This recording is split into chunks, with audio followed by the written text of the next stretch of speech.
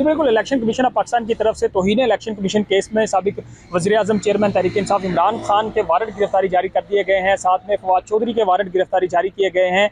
असद उमर की तरफ से उनकी वकील थी, उन्होंने कहा कि असद उमर पहले पेश होते रहे हैं, लिहाजा आज उनकी हाज़िरी से इस्तिस्ना की दरख्वास्त को कबूल फरमाएं।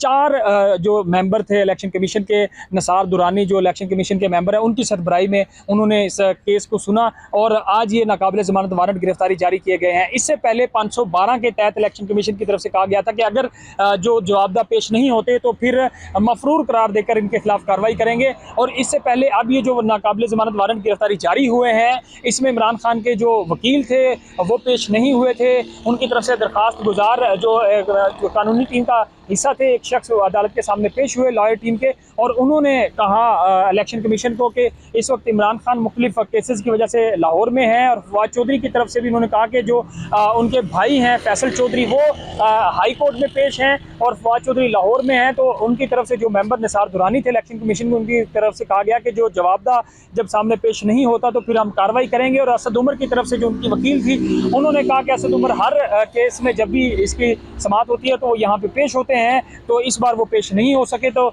जो मेंबर नसार दुरानी थी, उनकी तरफ से कहा गया कि आप हाजिरी से इस्तिस्ना की दरख्वास्त दें। और ये भी कहा कि असद उमर को इस बात को यकीनी बनाएं कि वो हर बार जब भी ये केस यहाँ पे इलेक्शन कमीशन देख के उसको सुने तो वो पेश हों। तो नाकाबिल ज़मानत वारंट गिरफ्तारी जारी कर दिए गए हैं। इसके बाद इमरान खान के वकला की तरफ से भी ये मौक़िफ़ सामने आ रहा है कि वो अदालतों से रजू करेंगे। इससे पहले शोएब शाहीन से हमने बात की तो उन्होंने कहा कि इलेक्शन कमीशन के इस फैसले की कोई कानूनी हैसियत नहीं है, लेकिन फिर भी हम मशावरत कर रहे हैं कि इसको इस्लामाबाद हाई कोर्ट या सुप्रीम कोर्ट में चैलेंज किया जाए। और इससे पहले भी जब इमरान खान के वारंट गिरफ्तारी जारी होते थे तो उनको मनसूख करा लिया जाता था किसी भी अदालत से। तो इस बार भी देखा यही जा रहा है कि जो नाकाबिल ज़मानत वारंट गिरफ्तारी जारी किए गए हैं, इनको पहले काबिल ज़मानत वारंट गिरफ्तारी में तब्दील करवाया जाएगा अदालतों से, और फिर इन जो नाकाबिल ज़मानत वारंट गिरफ्तारी जारी किए गए हैं उनको मुख्तलिफ किसी भी इस्लामाबाद हाई कोर्ट से या सुप्रीम कोर्ट से या किसी भी अदालत से उनको मनसूख करवा दिया जाएगा।